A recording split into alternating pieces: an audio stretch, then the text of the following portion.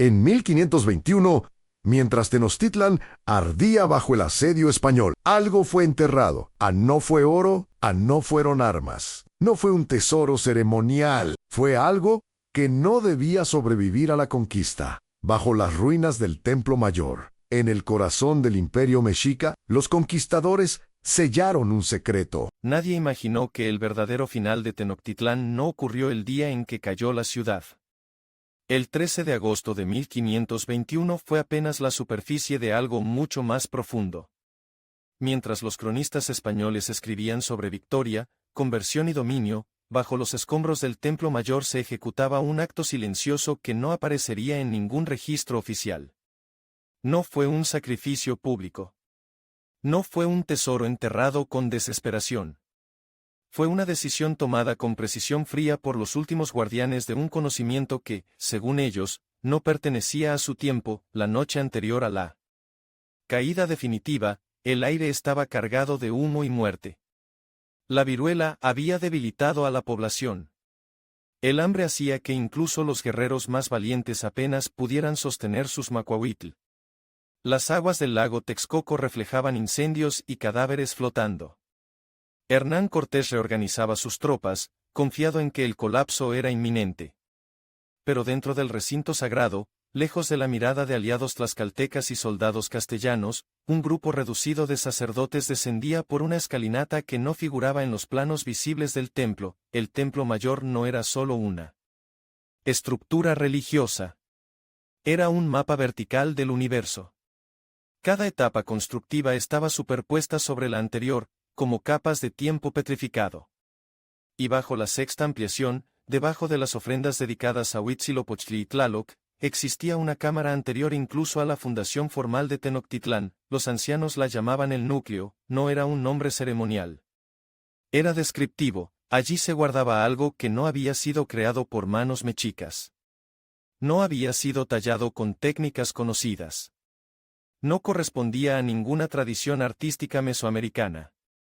Era una pieza oscura, de superficie lisa pero vibrante, cubierta por símbolos que no representaban dioses ni calendarios conocidos. El objeto no tenía nombre pronunciable. Se decía que fue encontrado décadas antes de la fundación oficial de la ciudad, cuando los mexicas aún vagaban buscando la señal prometida, el águila sobre el nopal devorando la serpiente. Durante una noche sin luna, pescadores extrajeron de las aguas del lago una masa negra atrapada en redes. Pensaron que era piedra volcánica. Pero al tocarla, uno de ellos cayó al suelo con espasmos violentos, murmurando palabras en una lengua que ninguno reconoció. El consejo decidió entregarla a los sacerdotes. Durante años, fue observada, nunca exhibida, nunca integrada al culto público. Cuando era expuesta en rituales privados, coincidían fenómenos inquietantes. Tormentas repentinas. Eclipses inesperados. Enfermedades que surgían sin explicación. No era superstición, era correlación repetida. Cada vez que la piedra era activada mediante cantos específicos, el entorno respondía. Algunos sacerdotes comenzaron a teorizar que no se trataba de un objeto sagrado, sino de un vestigio anterior a los propios dioses que veneraban. Algo perteneciente a un ciclo previo del mundo, porque para los mexicas, el universo ya había sido creado y destruido varias veces. Vivían bajo el quinto sol. Los 4 anteriores habían terminado en cataclismos, y si la piedra era anterior incluso al primer sol, esa idea jamás fue escrita.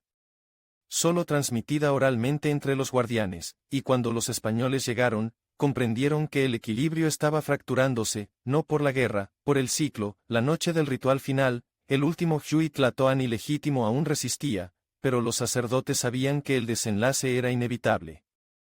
Decidieron sellar el núcleo. No destruirlo. No usarlo como arma. Sellarlo, porque si los invasores lo encontraban, podrían intentar manipularlo sin comprenderlo. Descendieron en silencio, llevando ofrendas de obsidiana y sangre voluntaria.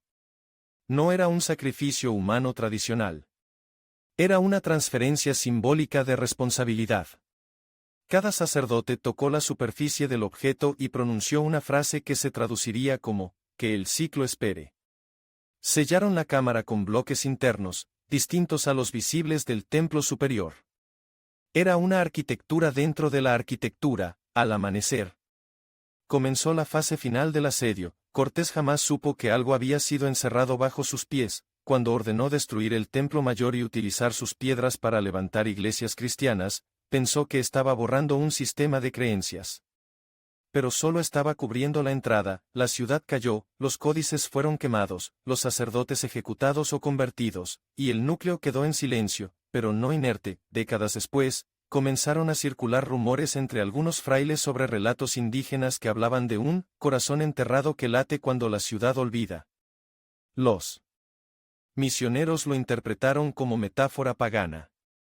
Pero hubo uno que no lo vio así. Fray Alonso de Montúfar registró en un informe privado que ciertos ancianos hablaban de algo que no debía ser perturbado hasta que el mundo completara otro giro. Ese informe desapareció, siglos pasaron. El lago fue drenado progresivamente. La Ciudad de México creció sobre ruinas invisibles. Terremotos sacudieron la región repetidamente. Algunos coincidían con excavaciones profundas en el centro histórico. En 1978, cuando trabajadores eléctricos encontraron el monolito de Coyolxauhqui, comenzó la excavación formal del Templo Mayor. La arqueología moderna celebró el hallazgo como recuperación histórica, pero en documentos internos del proyecto se registraron anomalías magnéticas inexplicables bajo ciertos sectores no excavados, zonas marcadas como no prioritarias, zonas que coincidían con la ubicación aproximada del núcleo según reconstrucciones hipotéticas. Un joven arqueólogo, cuyo nombre no aparece en publicaciones oficiales, escribió en un cuaderno personal que durante una inspección nocturna sintió vibración bajo el suelo, como si maquinaria pesada operara en profundidad. Pero no había maquinaria. El fenómeno no fue reportado formalmente, porque la ciencia no admite latidos bajo la piedra. Hoy, millones caminan sobre el zócalo sin imaginar que bajo capas coloniales y mexicas podría existir algo anterior a ambas. Algo que no pertenece completamente al pasado. La pregunta no es si los conquistadores sellaron algo deliberadamente, la pregunta es si los últimos sacerdotes sellaron algo para proteger el futuro, y si ese futuro es ahora. La destrucción del Templo Mayor no fue inmediata. Aunque Cortés ordenó su desmantelamiento, el proceso tomó tiempo. Piedra por piedra, símbolo por símbolo, los soldados y trabajadores indígenas removían lo que había sido el centro del universo mexica. Lo hacían bajo vigilancia estricta, no por temor religioso, sino por control político. El nuevo orden debía imponerse visualmente. Donde antes se ofrecía sangre al sol, ahora se alzaría la cruz. Sin embargo, no todos los soldados participaban con convicción. Algunos lo hacían por obligación. Otros por ambición. Y unos pocos comenzaron a notar cosas que no podían explicar. Rodrigo de Villalobos era uno de ellos. No era capitán ni figura destacada. Era joven, apenas 20 años. Sin fortuna ni apellido poderoso. Había venido a la Nueva España buscando gloria y oro. Pero encontró enfermedad, hambre y un miedo que no sabía nombrar. Durante los trabajos de demolición, Rodrigo fue asignado a supervisar la remoción de bloques en la base oriental del templo. Allí, el suelo parecía más compacto, más sólido que en otras zonas. Las herramientas golpeaban con un eco distinto, más profundo. Una tarde, mientras el sol descendía sobre la ciudad devastada, uno de los trabajadores indígenas se negó a continuar. Señaló el suelo y murmuró algo en náhuatl que Rodrigo no entendió. El intérprete tradujo con incomodidad: debajo no duerme la tierra. Respira. Rodrigo rió para disimular la inquietud que sintió, ordenó continuar, pero esa noche no durmió, soñó con agua oscura rodeándolo. Soñó con una piedra negra suspendida en el vacío. Soñó con ciudades elevándose y colapsando en ciclos repetidos. En el sueño, escuchaba un latido que no provenía de su pecho. Al despertar, el sonido parecía persistir. Regresó al lugar asignado al día siguiente y observó algo que no había notado antes: una ligera grieta entre dos bloques, casi imperceptible. No era una fractura reciente. Parecía diseñada. Durante días guardó silencio, pero la curiosidad superó al miedo. Una noche, cuando la vigilancia era menor y el cansancio dominaba el campamento, regresó solo. Llevaba una antorcha pequeña y una daga. Movió uno de los bloques sueltos con esfuerzo. La grieta se abrió apenas lo suficiente para revelar una oscuridad más densa que la noche exterior, descendió, el aire cambió, era frío, pero no húmedo. Era seco, comprimido. Las paredes estaban talladas con símbolos que no reconocía. No eran figuras humanas ni dioses con penachos. Eran espirales, líneas curvas.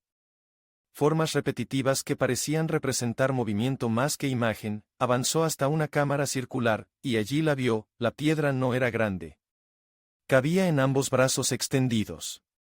Pero la sensación que emanaba llenaba el espacio. La superficie parecía absorber la luz de la antorcha. No reflejaba. No brillaba.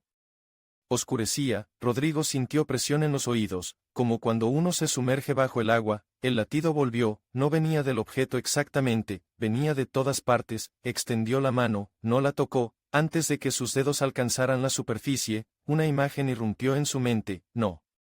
Fue un recuerdo, fue algo diferente. Vio estructuras desconocidas elevándose sobre el lago seco. Vio torres de vidrio. Vio luces artificiales iluminando la noche. Vio máquinas excavando el mismo lugar donde él estaba arrodillado, y vio la piedra siendo expuesta a la luz moderna. Luego vio caos. No entendía las imágenes, pero entendía la sensación. Desequilibrio. Retrocedió violentamente, apagando casi la antorcha. Salió temblando, selló la grieta como pudo. Al día siguiente pidió ser reasignado. Nunca habló de lo que vio.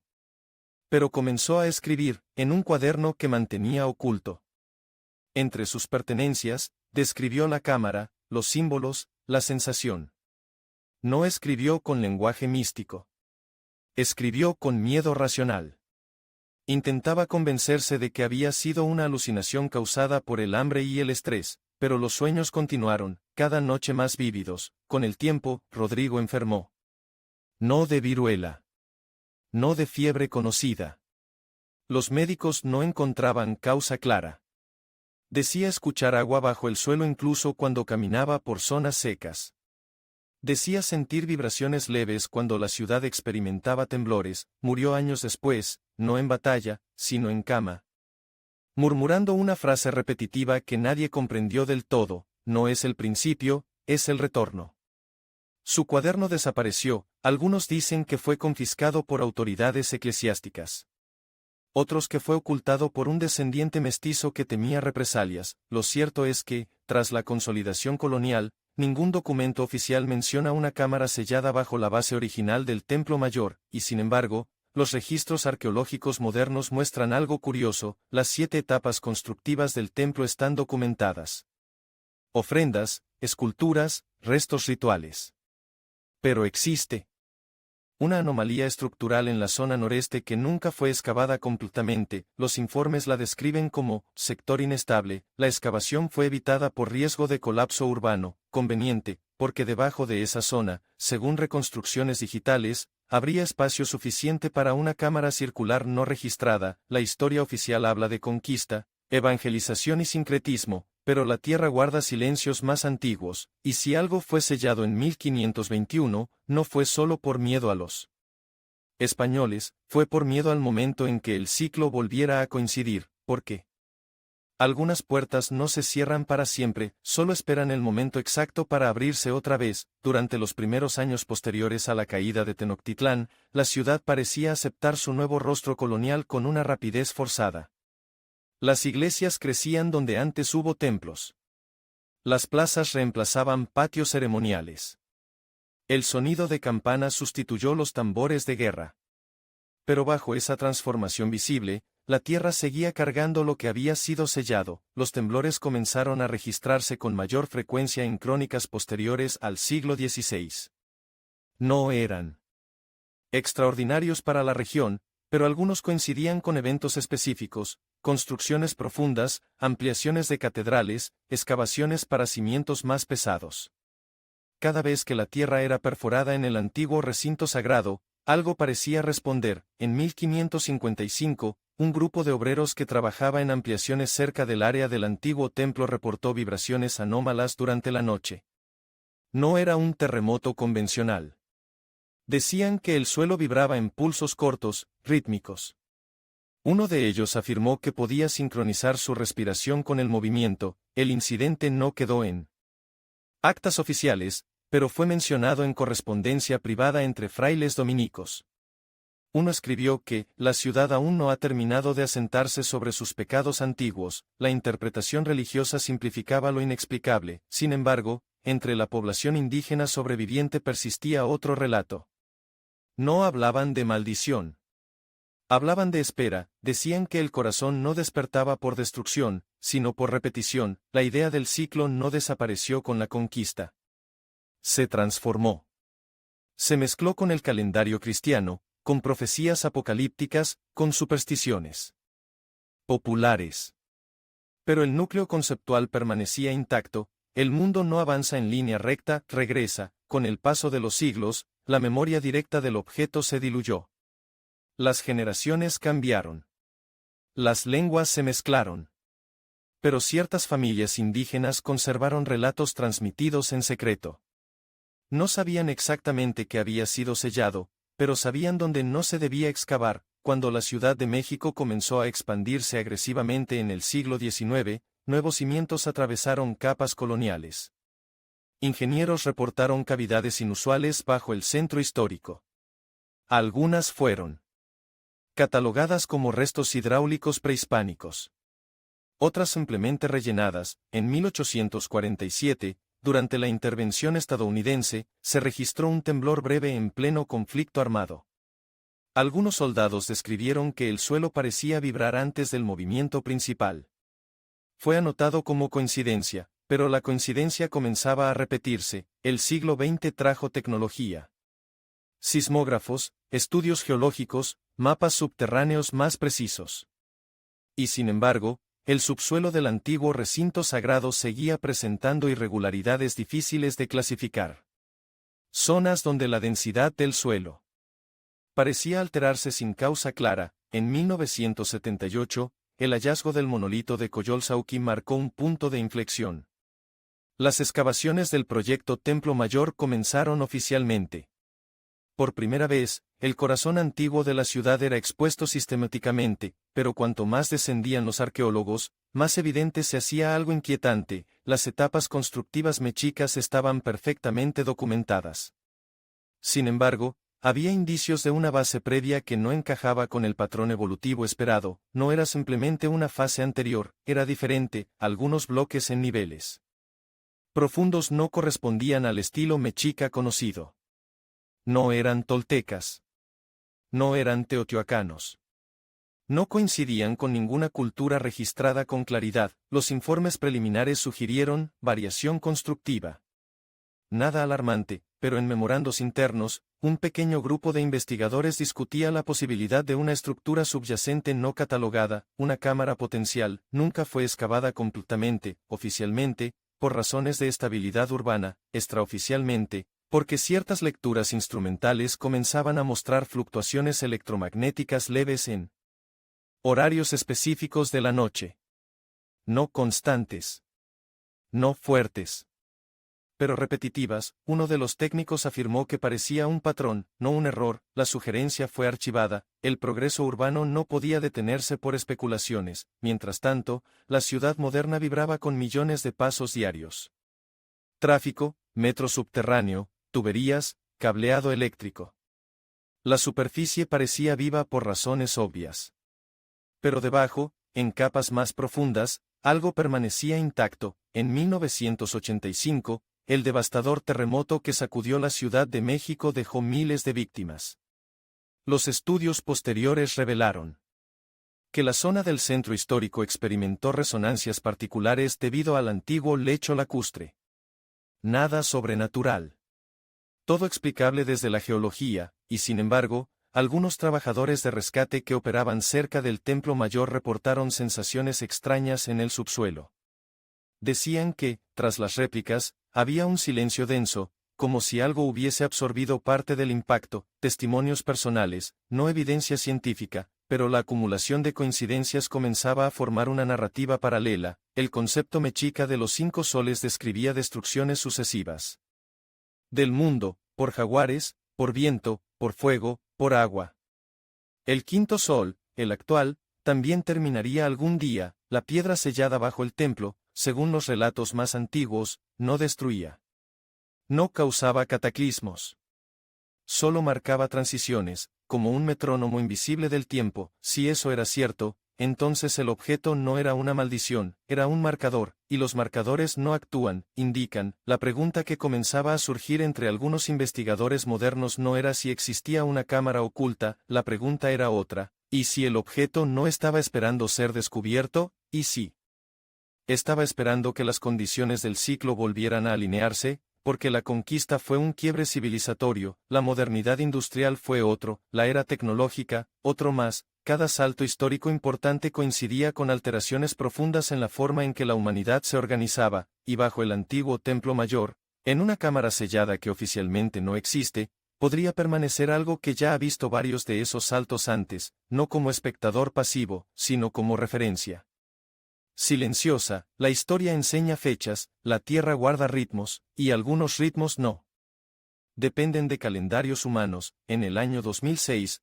durante una revisión técnica rutinaria de estructuras subterráneas en el centro histórico, un equipo de ingeniería detectó una irregularidad en el subsuelo cercana al perímetro del antiguo recinto sagrado. No era una cavidad amplia. No era un túnel documentado.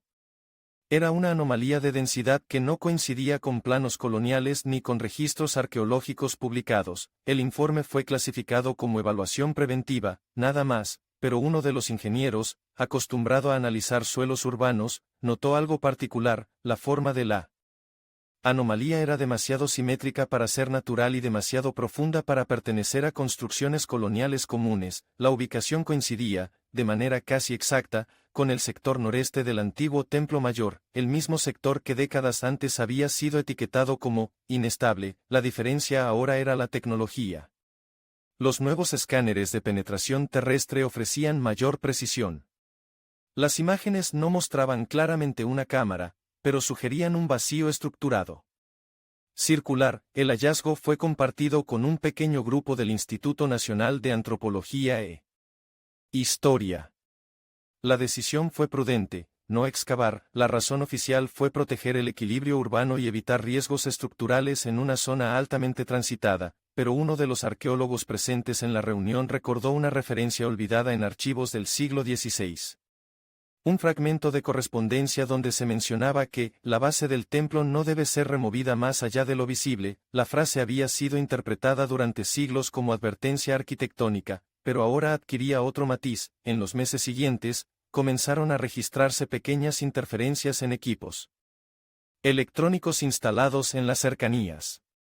Nada que afectara al público, pero suficientes para generar reportes internos. Sensores que se reiniciaban sin causa aparente. Lecturas de campo electromagnético con ligeras variaciones nocturnas. Un técnico afirmó que las fluctuaciones parecían seguir un patrón periódico, cada 28 días, un ciclo lunar. La observación no fue considerada concluyente. Sin embargo, alguien decidió realizar una prueba no oficial. Durante una madrugada, cuando el flujo eléctrico del área era menor, se instaló un sensor adicional orientado directamente hacia el punto de la anomalía subterránea. El objetivo era descartar interferencias externas. La primera noche no ocurrió nada, la segunda tampoco. La tercera noche, a las 3:17 de la madrugada, el sensor registró una vibración leve acompañada de una oscilación electromagnética que duró exactamente 43 segundos. No hubo temblor, no hubo ruido perceptible. Solo una variación medida en instrumentos. El registro fue archivado como evento aislado, pero el patrón se repitió al mes siguiente, y al siguiente, no siempre con la misma intensidad, pero con una regularidad inquietante. Uno de los investigadores comenzó a revisar crónicas antiguas sobre rituales mexicas vinculados al calendario lunar. Descubrió que ciertos ritos reservados se realizaban en ciclos de 28 días asociados a conceptos de renovación y tránsito entre etapas solares. La coincidencia no probaba nada, pero acumulaba preguntas. Mientras tanto, la ciudad continuaba su ritmo moderno. Turistas caminaban sobre el zócalo. Fotografiaban ruinas parcialmente expuestas. Compraban recuerdos. Sin imaginar que a pocos metros bajo sus pies, instrumentos registraban pulsos periódicos. En 2014, un leve Hundimiento en una calle cercana obligó a realizar inspecciones adicionales. Las autoridades descartaron relación con la anomalía profunda.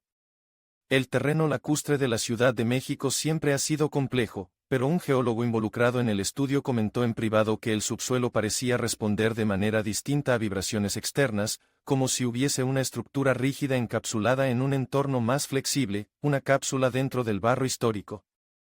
La hipótesis de una cámara antigua volvió a surgir en conversaciones informales, sin autorización oficial para excavar. Algunos investigadores recurrieron a modelos tridimensionales digitales basados en escaneos acumulados durante años. Al superponer datos históricos, coloniales y modernos, la simulación mostraba un espacio circular estimado de 3 a 4 metros de diámetro, ubicado a una profundidad mayor que las etapas constructivas conocidas del templo, un espacio sellado, sin acceso documentado. La pregunta inevitable surgió: si existe, ¿por qué no aparece en relatos coloniales detallados?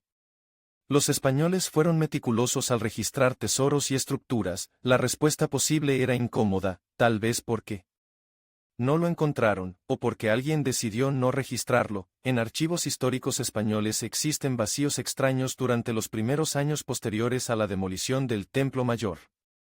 Fragmentos perdidos. Informes incompletos. Diarios personales que desaparecieron sin explicación. Uno de esos vacíos coincide con el periodo en que Rodrigo de Villalobos habría estado destinado en la zona. Su nombre aparece en listas militares, luego desaparece, sin registro claro de traslado o baja formal, solo una nota marginal años después indicando su fallecimiento. Demasiadas coincidencias para algunos, simple caos burocrático para otros, pero mientras los debates académicos permanecían en salas cerradas, los sensores continuaban registrando variaciones periódicas, no crecían, no disminuían, persistían, como un pulso contenido. En 2020, durante la reducción de actividad urbana global, la caída en vibraciones superficiales permitió una medición más limpia del subsuelo. Curiosamente, las oscilaciones registradas en el punto de la anomalía se volvieron más claras en ausencia de ruido externo. El patrón era estable, regular, no caótico. Eso fue lo que más inquietó a quienes lo estudiaron. La naturaleza produce irregularidad, la regularidad sugiere diseño. Nadie afirmó que bajo el Templo Mayor existiera un objeto activo, nadie habló públicamente de energía desconocida, pero en círculos privados comenzó a plantearse una hipótesis más sobria y perturbadora: si los sacerdotes sellaron algo en 1521, y si ese algo fue diseñado como marcador de ciclos, entonces no tendría que manifestarse de manera dramática, solo tendría que mantenerse constante, esperando, porque un marcador no necesita fuerza, necesita tiempo, y el tiempo, bajo el antiguo Templo Mayor, nunca dejó de acumularse. El documento apareció por accidente. No fue descubierto en una excavación ni en un archivo arqueológico oficial. Surgió en una colección privada heredada por una familia mestiza del centro del país. Entre cartas coloniales, escrituras y registros eclesiásticos, había un cuaderno deteriorado, sin firma clara en la portada. Las primeras páginas eran comunes, notas sobre clima, raciones, movimientos militares. Pero a medida que avanzaba el texto, la escritura cambiaba. Se volvía más apretada, más urgente. El nombre Rodrigo no aparecía explícitamente, pero la cronología coincidía con los años posteriores a la caída de Tenochtitlán. El cuaderno describía una cámara bajo el Templo Mayor. Describía símbolos en espiral. Describía una piedra que no reflejaba luz. Y describía algo más inquietante, una sensación de desplazamiento temporal. El autor afirmaba que, al acercarse al objeto, experimentó visiones no como sueños, sino como superposiciones. La ciudad colonial mezclada con otra ciudad futura. Ruinas superpuestas con estructuras desconocidas. Personas vestidas con telas extrañas caminando sobre restos invisibles. El texto no hablaba de maldición. Hablaba de convergencia. Según el cuaderno, la piedra no mostraba un futuro fijo. Mostraba múltiples capas coexistiendo, como si el tiempo no fuese secuencial, sino acumulativo. El autor escribió una frase que desconcertó a quienes estudiaron el documento siglos después: no vi lo que será. Vi lo que ya fue en otro giro. Esa línea cambió la interpretación moderna. Porque implicaba que el objeto no anticipaba el futuro. Recordaba ciclos anteriores. Si eso era cierto, entonces el actual desarrollo tecnológico, la expansión urbana, incluso las crisis globales, no serían eventos únicos. Serían repeticiones con variaciones. El documento fue analizado discretamente por historiadores. La tinta correspondía al siglo XVI. El papel era auténtico, no había indicios claros de falsificación moderna. Sin embargo, el contenido era imposible de validar científicamente. El texto mencionaba que el autor selló nuevamente la cámara tras descender una segunda vez. Afirmaba haber movido bloques internos para impedir acceso fácil. Y añadió algo crucial, escribió que el objeto parecía intensificarse cuando grandes transformaciones sociales estaban en marcha. La caída de imperios. Cambios de fe. Reorganizaciones del mundo. Los investigadores que tuvieron acceso al cuaderno comenzaron a comparar fechas históricas con registros sísmicos y anomalías subterráneas recientes. No encontraron pruebas concluyentes, pero observaron algo curioso. En periodos de grandes crisis globales, los registros electromagnéticos en el sector noreste del antiguo templo mostraban ligeras variaciones más frecuentes. No más intensas. Más frecuentes. Como si el pulso se ajustara al entorno. El documento también mencionaba que el autor intentó tocar la piedra en su segunda visita. Describió que la superficie no era fría ni caliente, sino neutral, pero que generaba una sensación de compresión en la conciencia, como si múltiples pensamientos ajenos atravesaran la mente simultáneamente. No perdió el conocimiento. Pero salió convencido de que el objeto no debía ser expuesto. No por superstición, sino por ignorancia humana. Escribió que si alguien intentaba estudiarlo con ambición o poder, sin comprender su función, podría alterar el equilibrio de algo que no entendía. Esa advertencia fue subrayada varias veces en el cuaderno. Cuando el documento fue compartido con un pequeño grupo de académicos contemporáneos, la reacción fue dividida. Algunos lo consideraron una construcción mental de un soldado traumatizado por guerra y enfermedad. Otros, más cautelosos, admitieron que coincidía inquietantemente con zonas no excavadas del subsuelo actual. La decisión fue no hacerlo público. No porque confirmara algo sobrenatural, sino porque abrir una excavación basada en un texto ambiguo podría desestabilizar el centro histórico. Y tal vez algo más. Mientras tanto, las lecturas subterráneas continuaban.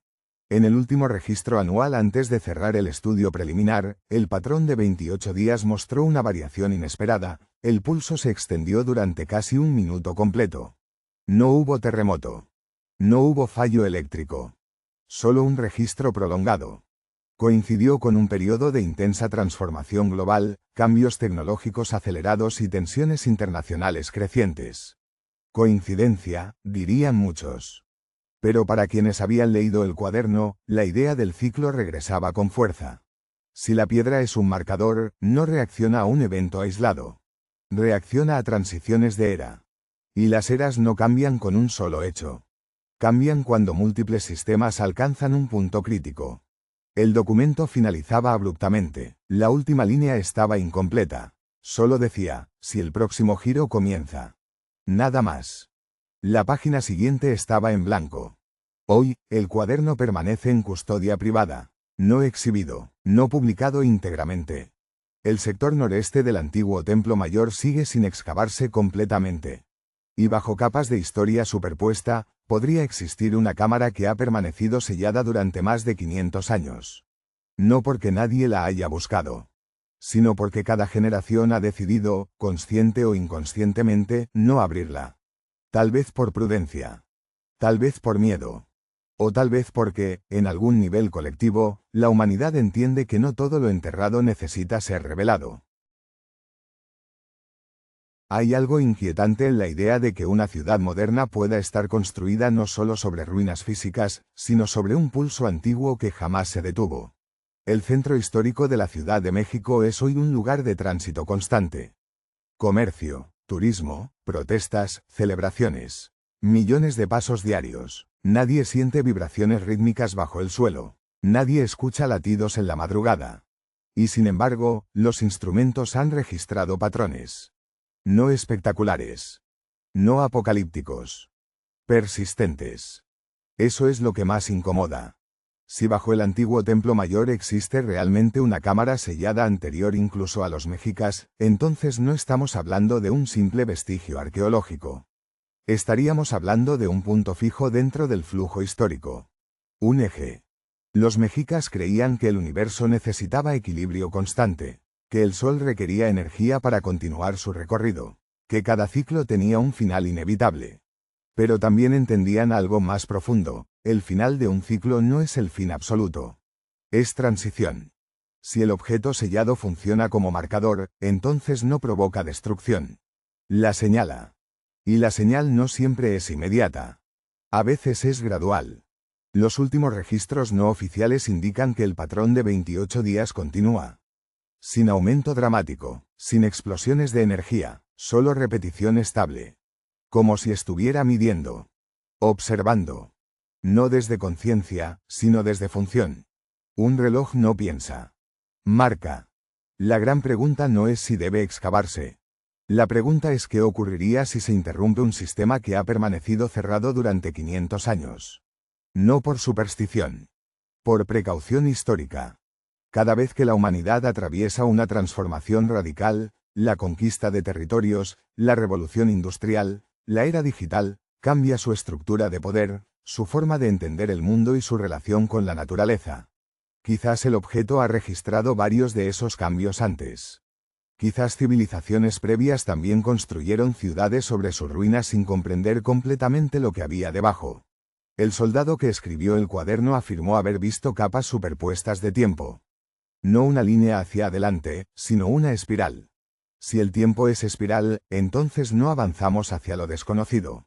Regresamos a puntos similares con variaciones. Eso explicaría por qué ciertas historias se repiten. Imperios que emergen. Imperios que colapsan.